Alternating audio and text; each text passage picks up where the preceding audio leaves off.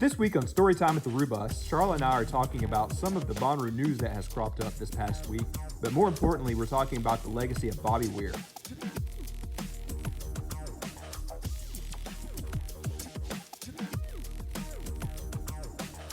Welcome to Storytime at the Roo Bus, a weekly podcast about Bonnaroo and other festivals. I'm your host, Sharla. I'm Daniel. Somewhere down here is Truman the dog and maybe some of the other pets. They're kind of walking around in here because we're back here in the dining room because it's still too darn cold to go film out in the bus. It's like 30-something degrees here outside of Huntsville, Alabama. And I know you Northerners can deal with this, but we can't. We're not going out there. No, I'm good, thanks. Yeah, hopefully it'll warm back up before too long. We have been kind of cleaning up in the bus lately when we have had warm days, kind of ahead of schedule with Bonnaroo on that one. Bonnaroo's been ahead of schedule with the lineup. I've been ahead of schedule getting the bus ready already. So talking about Bonnaroo, they put out some new deals this week. It was a 4-pack of tickets or a 6-pack of tickets.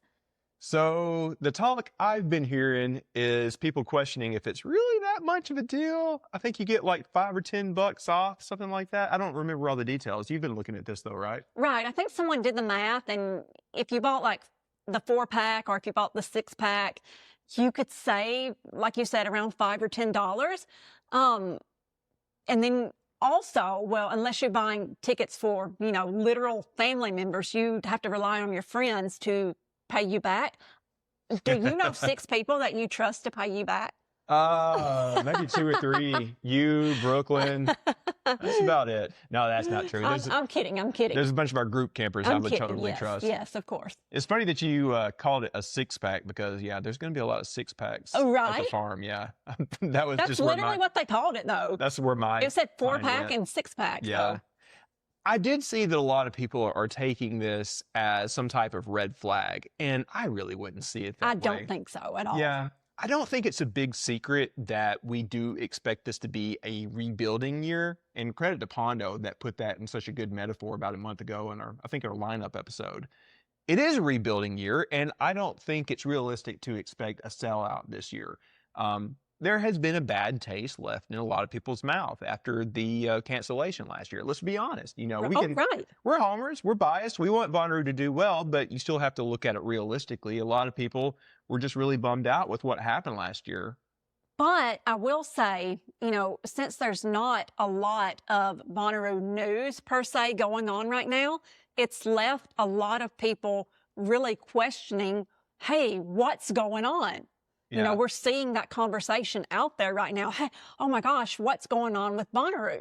Yeah, I think people are just a little on edge given what happened last year. Even those of us that are going back are still kind of like questioning things a little bit. We're like looking at all possible tea leaves, wondering like what may be going on. But really, I think we're all being a little too edgy about it, like just a little too cynical about it, because like Bonnaroo is clearly happening. It's probably going to be lower attended. We were kind of guessing on our Discord today, like how many people will be there. And I think we were guessing like lower range, somewhere in like the 40s, upper range, like somewhere like high 50s. If that, we don't know. Everybody's just guessing. There's no real information to base that on right now.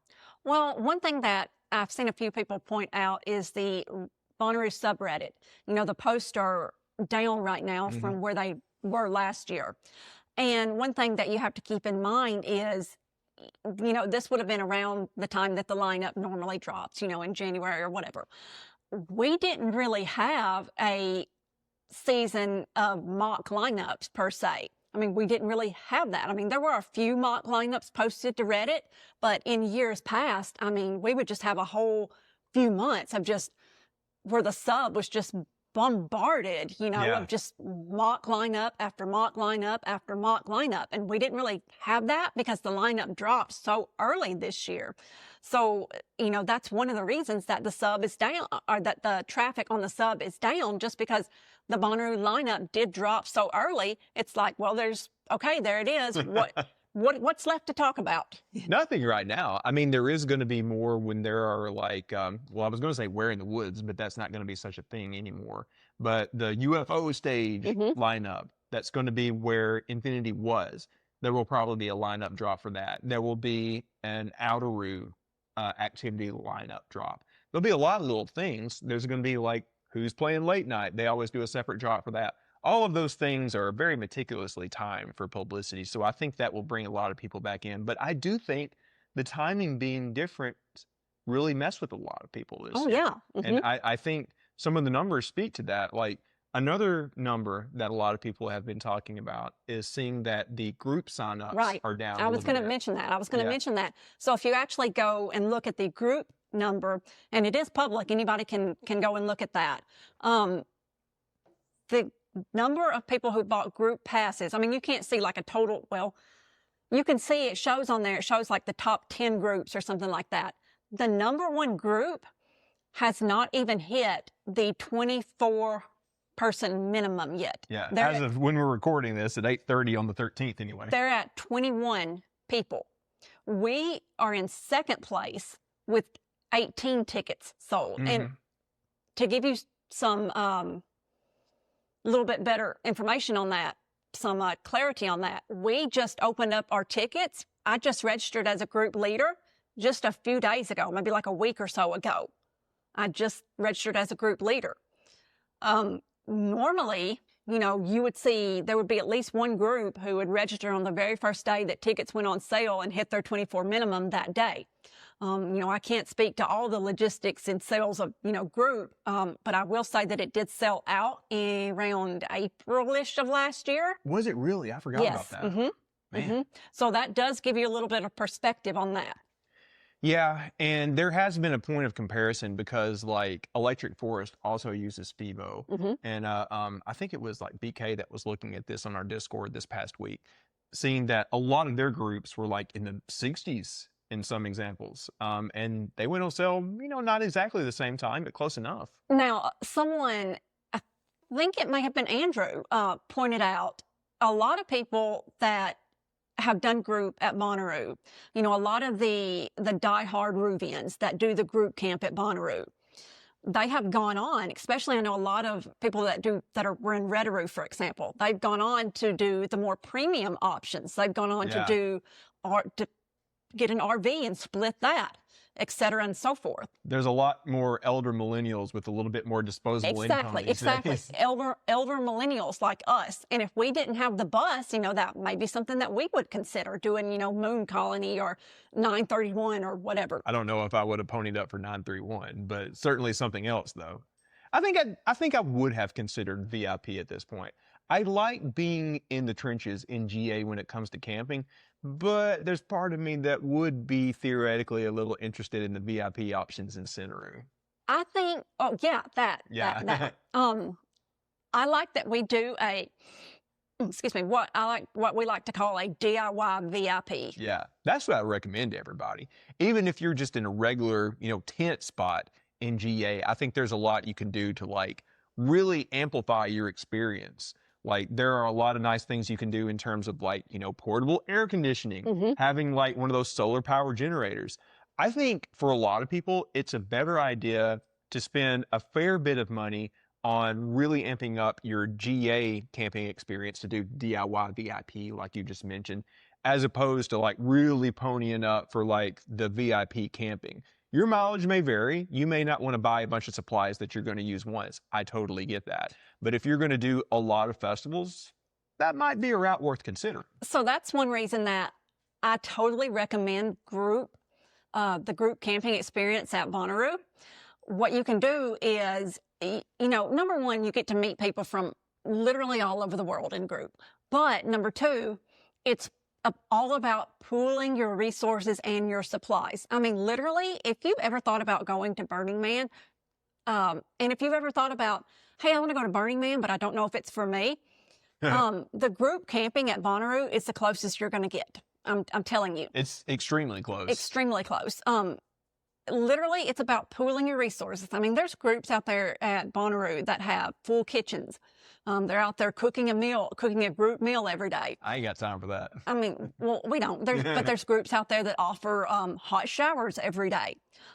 There's groups out there, you know, that literally will bring in like a 500-gallon tank or whatever and have hot water showers. I mean, there's all kinds of different groups out there. It's just all about connecting with them and meeting them and whatever. I mean, there's private groups, there's public groups, anything you can think of.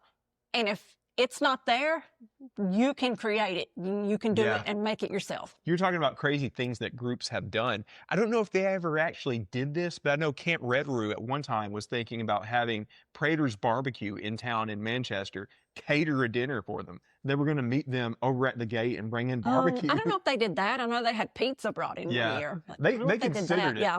I remember talking with Kevin Barnes. Happy birthday, Kevin, by the way. Yesterday was his birthday. He was talking about theoretically doing that. I think he's doing something different with like, an RV now. But when he was with Redry, I know they were considering it. And I was like, that's actually a good idea. You can theoretically get away with that if you just met him at the gate after traffic died down, of course. But you didn't hear all that from me, by the way. Now, the biggest difference you will see in the groups at Bonnaroo versus the groups at Burning Man, groups at Burning Man give back to the community. I mean, well, that's the whole purpose of Burning Man, because the community is the festival. Exactly. Yeah. That is something that I have tried to encourage along a little bit. That was like one big lesson I learned from our first Burning Man, and even more so the second one. I love it when the community gives back to itself. There's great examples like what the new crew is doing with the Wednesday party. Oh, yes. That's a perfect example.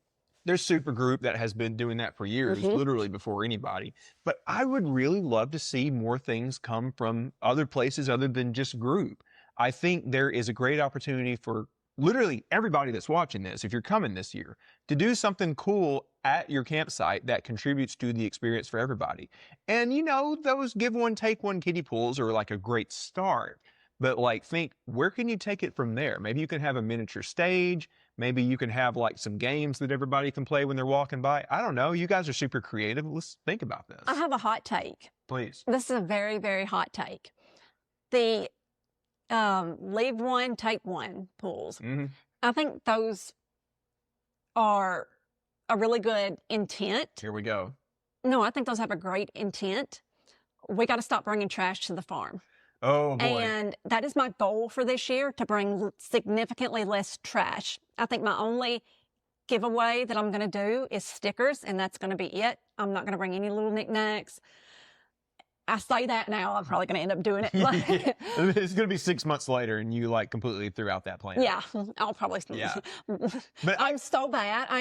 I'm so bad about just, the month before Bonnaroo. I'm like, oh my God, this would be so cute. This would be so cute. I'm like Lacey on steroids, like the month before. She was like, pretty crazy about give one, take one. Yeah, so that's one thing I will warn you. If you got like a preteen kid that you're taking to Bonnaroo, which I think is not the worst idea in the world. If you got a mature enough kid, I learned lessons good and bad by taking Lacey last year. But the one thing that was a problem, it was a fun problem, but it was still a problem. She could not walk by any give one, take one thing without spending 10 or 15 minutes there, carefully considering each little item. It got to be a little much, and I had to come up with some diplomatic ways to move her along. Okay, so I told her, I said, Lacey, you have to, if you leave something small, you have to take something small. You can't leave something small and then take something gigantic. I was trying to explain the concepts to her. And so she would go over there to like a little give one, take one, whatever. And she came back with like 3 like gigantic toys, like couldn't even tote them all. Now, some of that was not on her though, because like there would be some big kids at their camp seeing her go through that and be like, oh, let me give you this. Let me give you this. And she's like, oh, thank you. And she didn't have like big things to return. So that was somebody's choice to give her a lot of things. But yes, the first time or a couple of times that she saw those, we had to kind of explain the whoop rules to her a little better. She also had a hustle going at Bonnaroo. Every time she heard somebody say the F word, she'd be like, you owe me a toy, a sticker, or $1. She literally goes up to, she heard Corey say the F word. She goes up to him and she goes, excuse me, you owe me $1. He was like, oh, I guess I got to pay up. I think he had a little knick-knack to give her instead. No, he didn't have anything. He didn't? No, he said he'd give it to her. Corey, you owe her $1. Them's the rules. But I'm going to go back to something that you were talking about bringing trash to the farm. Yes. I was ready to disagree with you until I heard where you were going. I do like give one, take ones. I encourage everybody to, up their game and do something even cooler this year.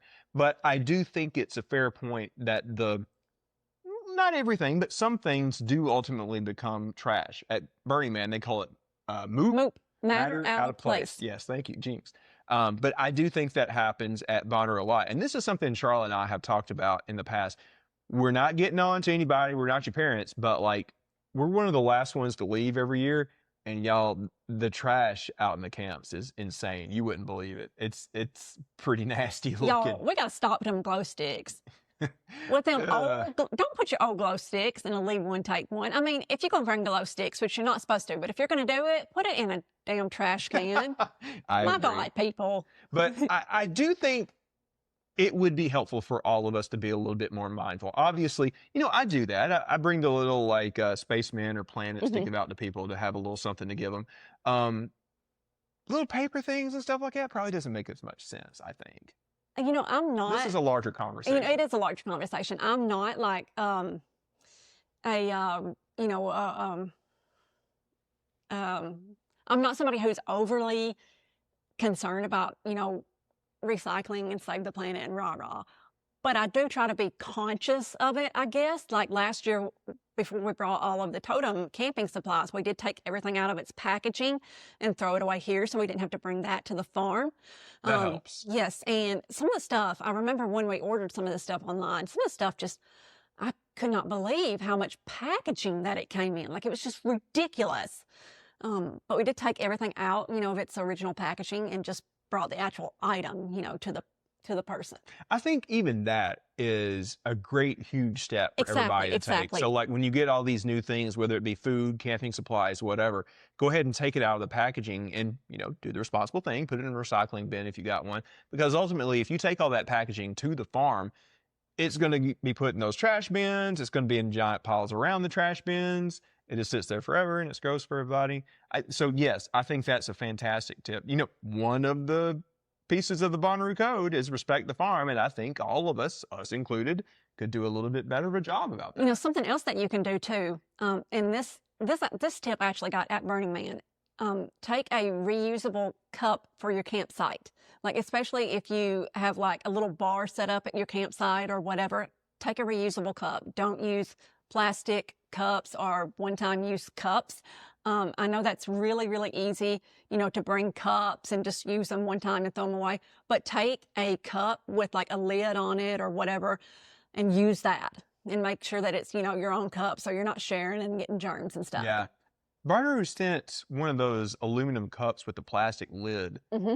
And was it in the swag bag, in the gift bag? I don't remember. I can't remember, but everybody got one. I don't remember. It was several years ago. Yeah, I know. That was one of the best giveaways recently, though. Well, I'm going to tell you something about that. So I had that on my backpack. I had it clipped to my backpack, and it fell off. And I got you another one, though. well, yeah, we got one when we did Totem last year. Yeah. So we got some more, but it was on the little keychain thingy being held on, how it was supposed to, and it slid off of that. But I'm talking about those like. But the carabiner, it's like a little mug cup. Yeah, I know what you're talking about. We'll put in a photo. Oh, great. That's more work for me in editing. You send me the photo. I will. I'll put it in. Yeah. I will. All right. So Totem actually sells one on our Totem merch store. there you go. What's the URL for that? I Where do we don't have know. We'll put it in. We have so many things. Oh, great. That's more editing I got to do. Thank you. That's a gift from President Sharla to future Daniel. Thank you for that. You're welcome. All right. We've been going through this a lot. There was another thing that we did want to put in the episode this week. As many of you heard, I'm sure you all know by now, Bobby Weir from the Grateful Dead passed away this past Friday or Saturday. I can't remember now. It was a gut punch to many of us. Basically, there would be no Bonnaroo if there was no Grateful Dead. Everything that we're all doing is kind of like, evolved from what the Deadheads were doing back in the 60s, 70s, 80s. If there was no Grateful Dead, there would be no fish. If there was no fish, there would have been no festival around fish. If there was no festival around fish, there would be no Bonnaroo. You can trace a direct lineage to all this stuff. Shakedown streets, all these different things, all come from the Dead. All respect to the Rhythm Devils, but like Bobby was like the last living, guitarist, front of the stage musician. So it was tough for a lot of us to hear that he had passed because that was pretty much, it. The music will never stop, but that was it for, the original guys on the front of the stage. I got a couple of guys together a couple of days ago where we talked about this. me and Sharla will have some more thoughts and thank our Patreons when we come back. But I'm going to go to this little talk that I had with Jums and Evan the other night about Bobby.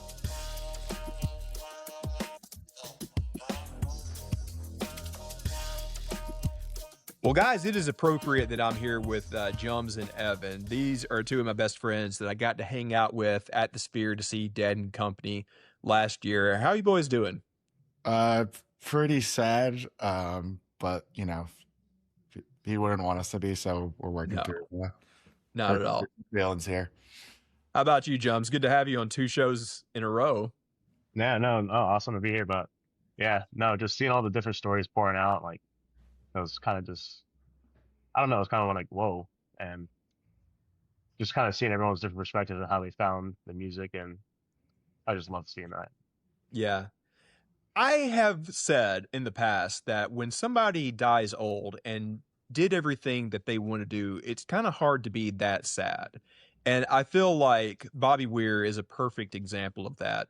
Dude played with his best friends, played the songs that he wrote, and made so many people so happy for a little over 60 years, I guess, technically. 62, I think. 62.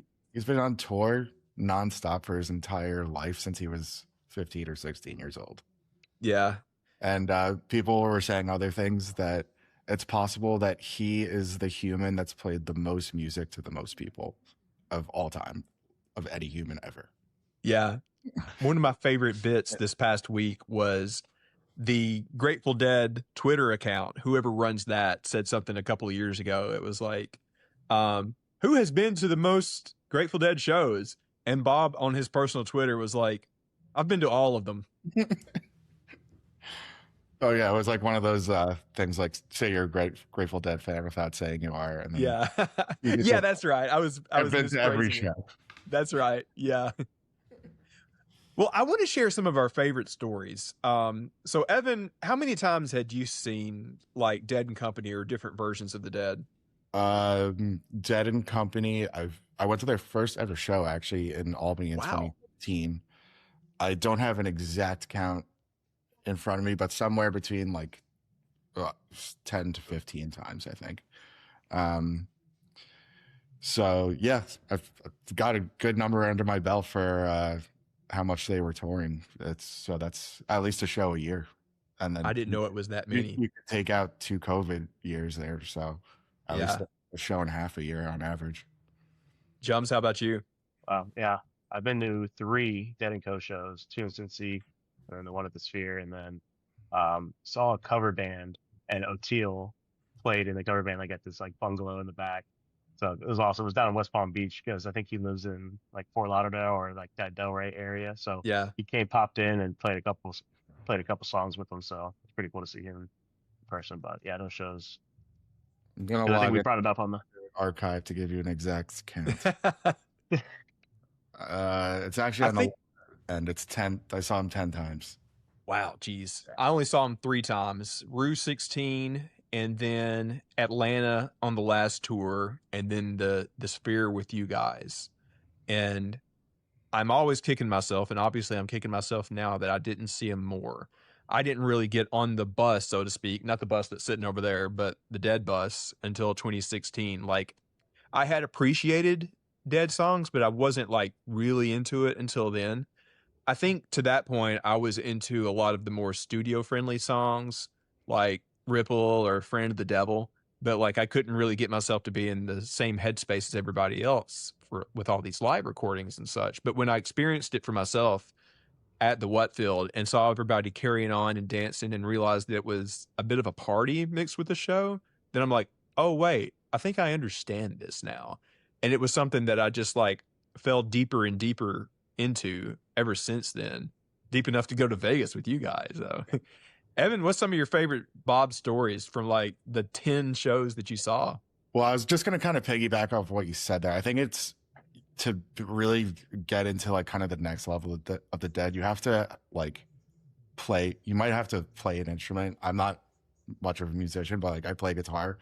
I'm a shitty guitar player, but it does help if you kind of recognize what they're doing on stage and you can kind of see them in like working with each other. And improvising and doing that kind of acrobatic thing. So I think it helps if you have a little bit of a musical background to get into them.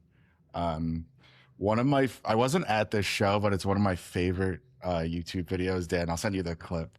It's a Casey Jones in Dallas, Texas in 2017. At the end of the song, I think it might even be the last song of the show, and they're doing the refrain of driving that train, and it's escalating and escalating, going You've fast. sent me this before, yeah. And John becomes possessed, completely possessed by the devil, and he starts jumping up and down on stage, and then Bobby just starts jumping down up on stage with him, and it's just like doing like these little bunny hops, and it's just adorable to me. I think in 2016 at Bonnaroo, Bobby had a really strong ending to the show for the because it was an election year in 2016, and after the last song, I think he said something to the effect of, "Let's vote these fuckers out." Yeah.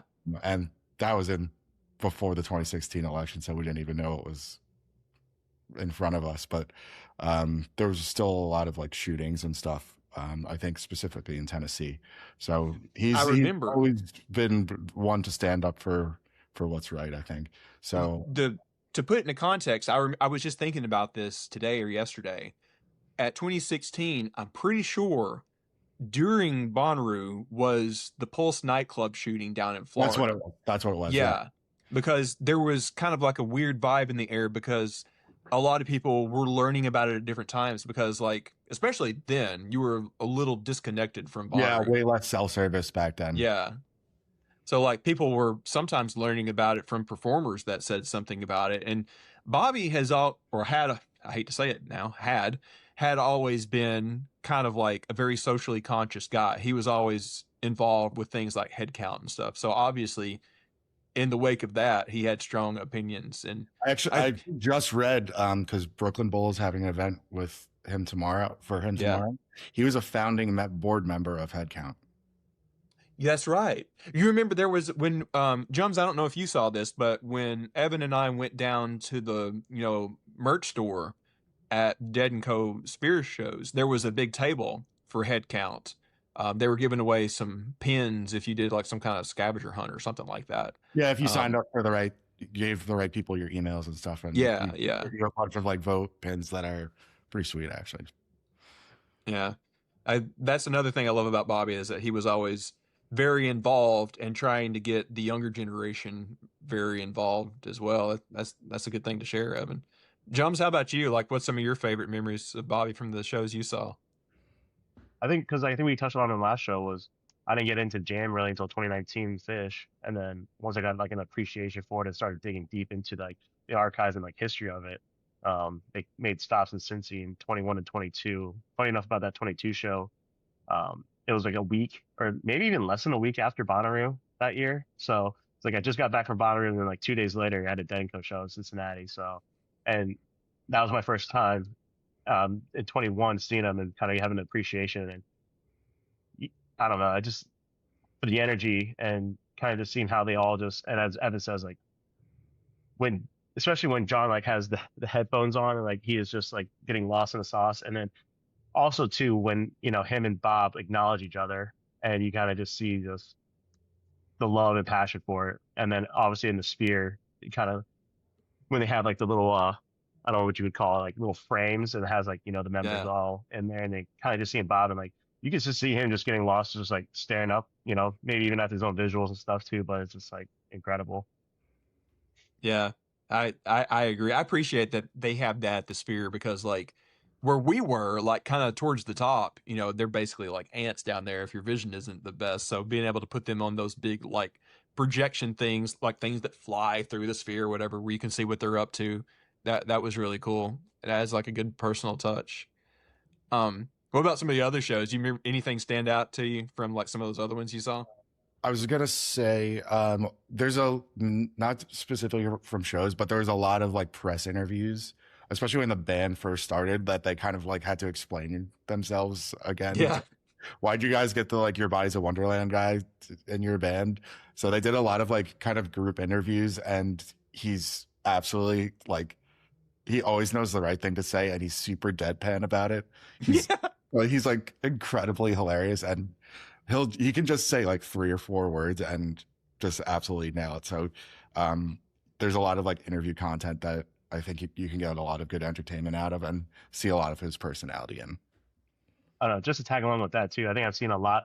There was like one night where I was going through YouTube and just going down the wormhole of Dead shows and other interviews, and just seeing Bob like in that younger self of just being hilarious in very short 2, 3, 4 word answers, and he gets the point across, and it's hysterical. Yeah.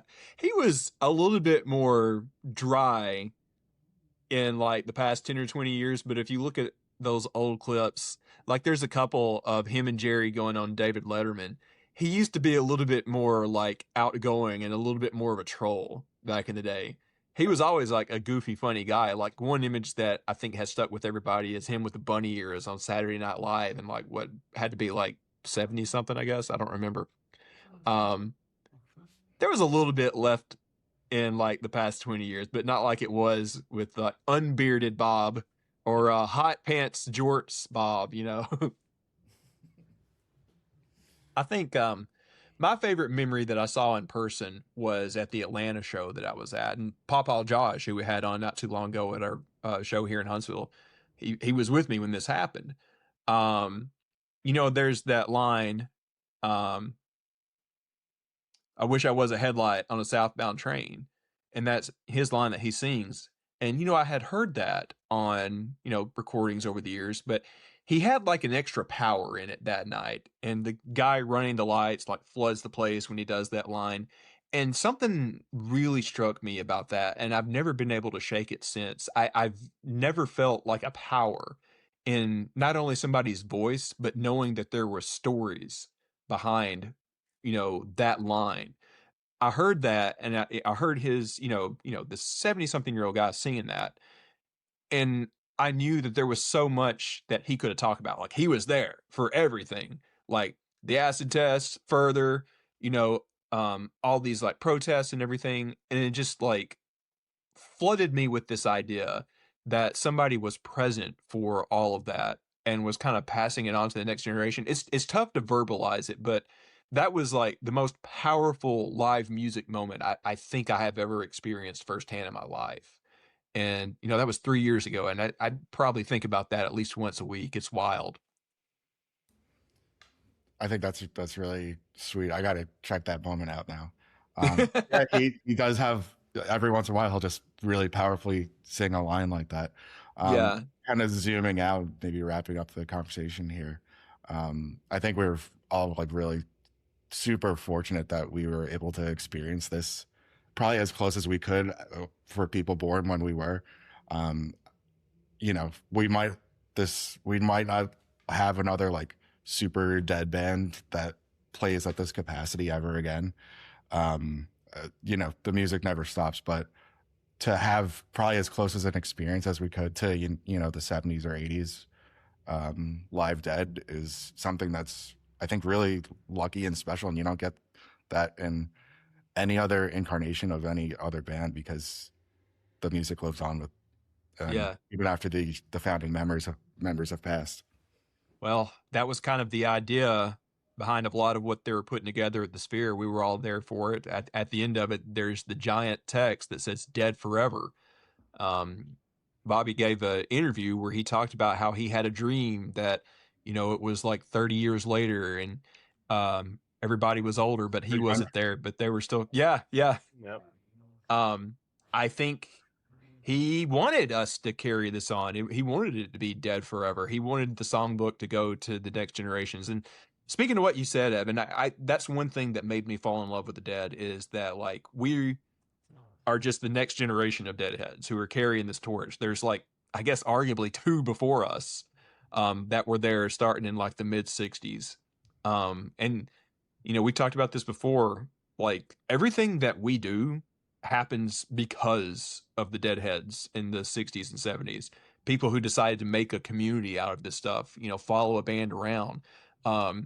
have shakedown streets and sell grilled cheeses and stuff like that. I mean, we have a shakedown street at Bonnaroo. There's a good Yeah. chance the What Podcast guys mentioned this, and I totally agree with them.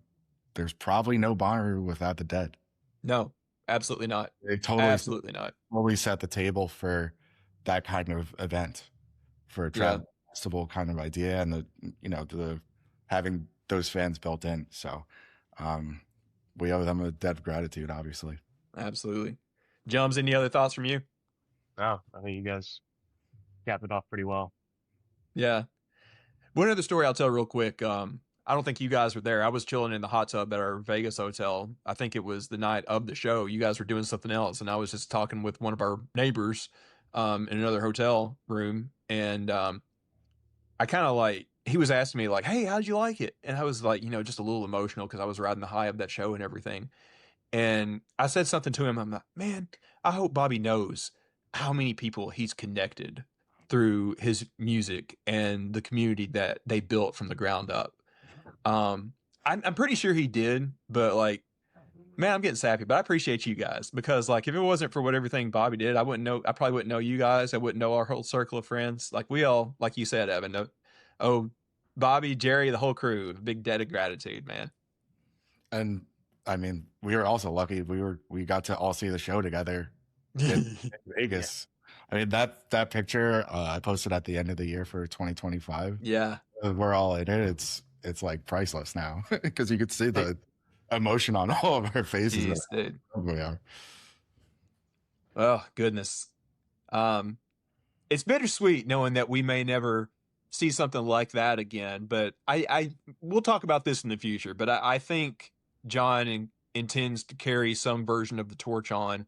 I do think there will be other formats that these songs will carry on in. And, we've been talking about this on Discord and such. There's tons of cover bands. There's going to be so many tribute shows in the next month or so. I encourage everybody to get out to one and like just meet up with some friends. There's one here in Huntsville happening, Cosmic Charlie. I'll give them a shout out. I love them. They're one of the best cover bands I've seen. But yeah, like you said, Evan, the music never stops. Yeah, I'm going to try to go to one in Brooklyn tomorrow. I tried to go to one in Port Chester yesterday, but there was a line around the corner. Yeah. I got there. So I was like, well, I guess I'll just get a margarita at the Grateful Dead taco bar across the street. Yeah. Can we go to that when I come up? I want to see that. It wasn't that great. So, and it's like an hour away. So we have a tight itinerary. So we might unless there's a show, then we could go there. Sounds good to me. Well, guys, thank you for talking us through this. I think we all have had to have these bittersweet conversations in the past couple of days. But you know what? I'll be sappy. I don't care. I love you guys. We love Bobby. Love it's you, Bobby. Great to celebrate him. Love you guys too. All right. See you, boys.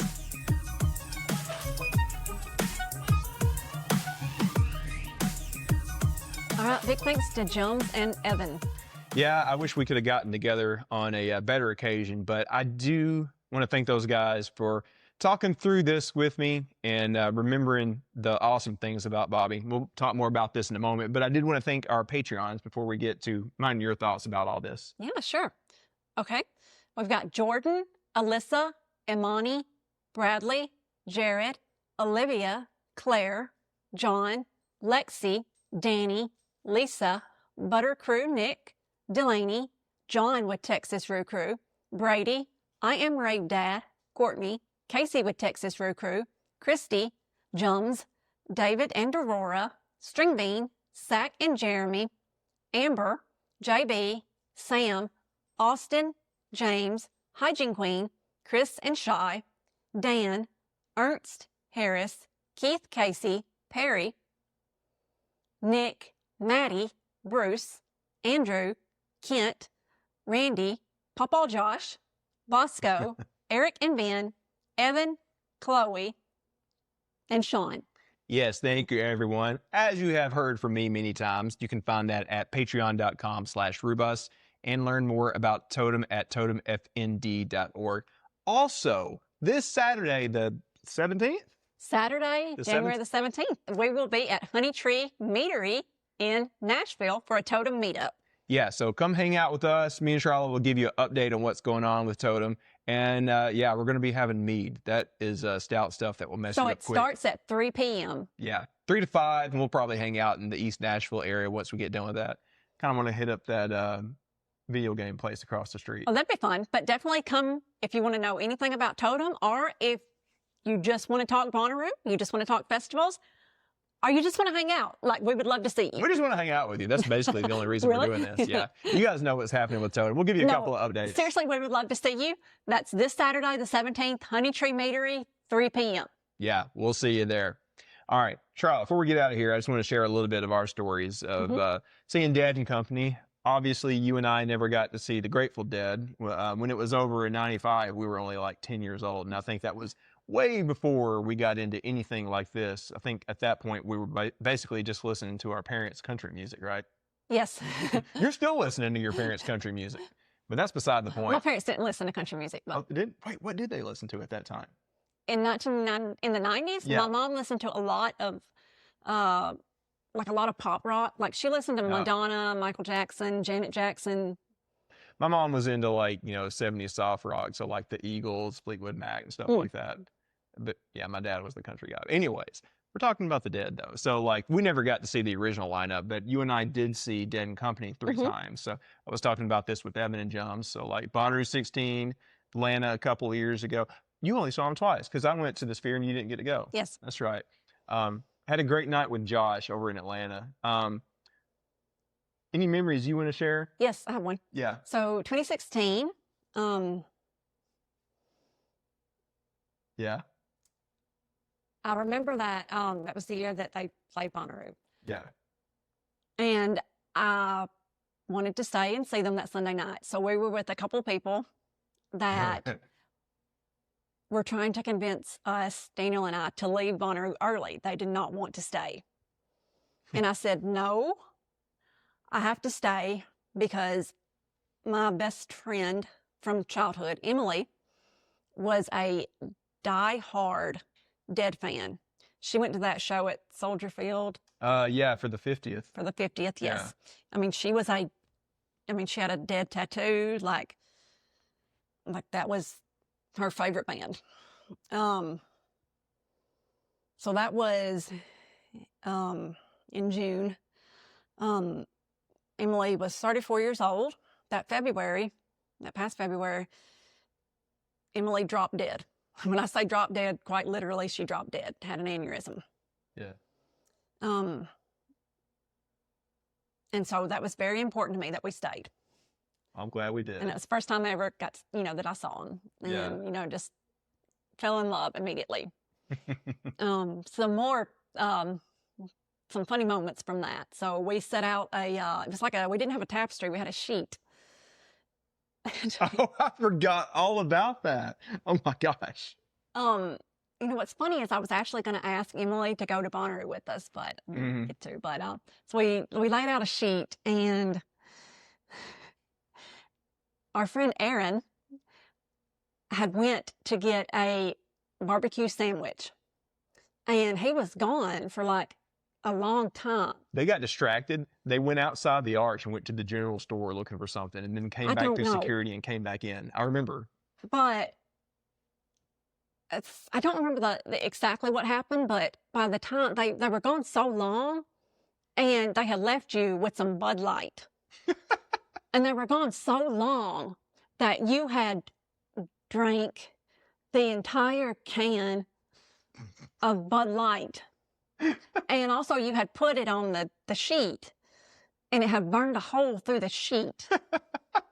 And I still have a recording on my phone. It's still on there. I could play it right now of Aaron saying, "Where are you? Put Ricky up." Oh, it would take forever to find that. No, it's literally right here. Okay. It's in my voicemails. You have it? Yes, I promise you. Okay. While she's finding that, I'll tell my side of that story. So yes, we had to twist their arm in order to stay.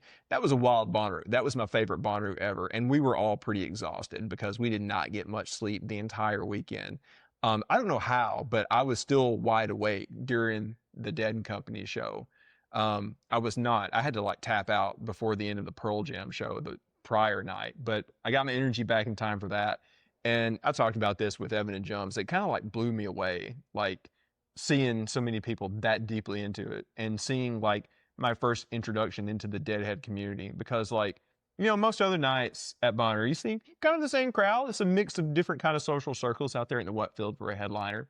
But the Deadheads took over that night. I remember thinking like, whoa, this is a bit of a different crowd. And I'm kind of into it. That was a lot of fun. And yes, you're right. I did get kind of lost in the sauce that night. But did you find the voicemail? No, it didn't go back that far. I'm sorry. Okay. We'll see if we can find it and post it. Anyways, there's more to the story. So, anyways, they convinced me to leave after the show, which was a stupid idea. So we start leaving, and the way we went home, we had our pull behind like vintage camper, and we were pulling it with Aaron's dad's truck. Brandon, our friend Brandon, was driving.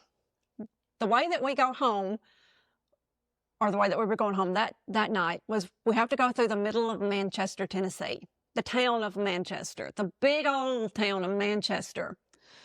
We've told the story before. This was on one of the first episodes of the podcast, like 5 or 6 years ago. We've told the story before. A whole bunch of crap happened that night. But I'll tell it in the shortest way possible.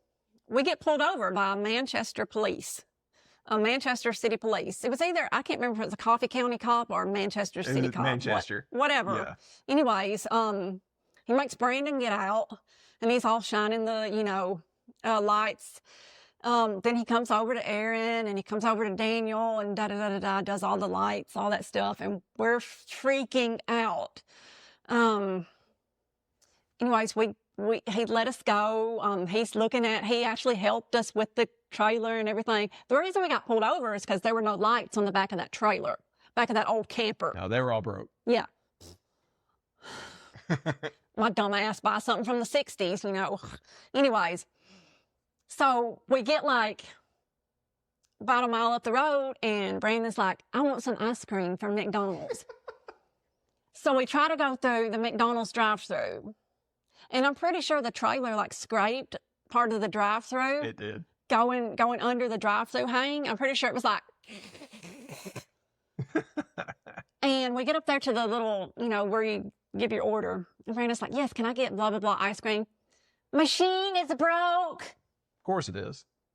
And he just drove off because he was so mad. He drove off. So we get like 4 or 5 miles down the road. Here's Brandon. Y'all, where's my phone? Can somebody call me? This is when like Find My Friends was only just then a thing. So like, Can we somebody looked it call up. me? Yeah. So we all start looking for his phone. We have to turn around and go all the way back. All the way back. We found his phone in the middle of the highway, in the middle of Highway 55 in Manchester, Tennessee. And it's still in the middle of the road, just in the middle, random ass, middle of the road in the highway. It was still there, it's still intact. I don't know how. Yeah. That's crazy. So anyways, that's my whole, oh no, wait, there's more. Several months later, months and months later, my employer decides, I worked at, I'm not going to tell you where I worked. I don't know where she's going with this. My employer decided to have a toga party. Now I know. So Daniel comes because if people didn't invite their loved ones, there would have been nobody else there. We sold like 2 tickets. Anyways, Daniel comes, and he's got on that sheet. This is my toga. It had a hole in it. And it had a Bud Light hole burned into it. Oh, Daniel, you look so nice. Thank you. Yes, I did. And that's my story. Yeah. Yeah, so thank you, Bobby. Probably gonna have to cut like half this out. No, I'm Oh leaving my the whole God. thing. I'm leaving the whole thing. And that kind of goes to what I was talking about with those guys. Like, I trust that Bobby knew how many people he connected and how many wild stories like this happened peripherally because of their shows. He had to have known. I'll say this to cap it off. Like, he gave a Rolling Stone interview a while back, and I've been, quoting it and posting in a couple of different places where I'm paraphrasing, but he said he was looking forward to death. It was, in his view, the reward for a life well lived. And Evan had it right that Bobby lived an amazing life. Think of everything that he did, man. Think of how many people he's affected. We wouldn't be going to Bonnaroo. We wouldn't be doing this podcast. A lot of these festivals probably wouldn't be happening. There would be no shakedown streets if Bobby hadn't just randomly run into Jerry in Palo Alto, California in like 1964 or whatever it was. We're all here because that happened. So if there's one thing I would want everybody to take away, especially the younger crowd, you never know what's going to happen. You just make a new friend, you form a band, you never know what's going to happen. How many people will be connected because of that butterfly effect? And Bobby sure started a big one. So a lot of us are in his debt. So I've also always said that, like, when somebody is old and passes and did everything they wanted to do, there's no reason to be sad. There's every reason to celebrate. So find a dead show, cover band, whatever. In the next couple of weeks, there's going to be a lot of them. I think there's a lot of people that probably want to remember Bobby and celebrate him and celebrate with you. We got one coming up. We're going to see Cosmic Charlie over here in Huntsville here in just a couple They are weeks. great. Yes. Fantastic band. If you're here in Huntsville, seek that show out. We'll be there. We'd love to party with you and remember Bobby. But you know what? You have anything else? Make sure to come to Nashville, Honey Tree Meadery, January 17th, this Saturday, 3 p.m. We'll see you there. We'll put some Dead songs on at that too. Mhm. All right. We'll see you there. I think we'll have a little bit of a mini episode that we'll do from there that we'll put on next week. But until we see you in Nashville this weekend, get out there and radiate positivity. Bye. See you in East Nasty.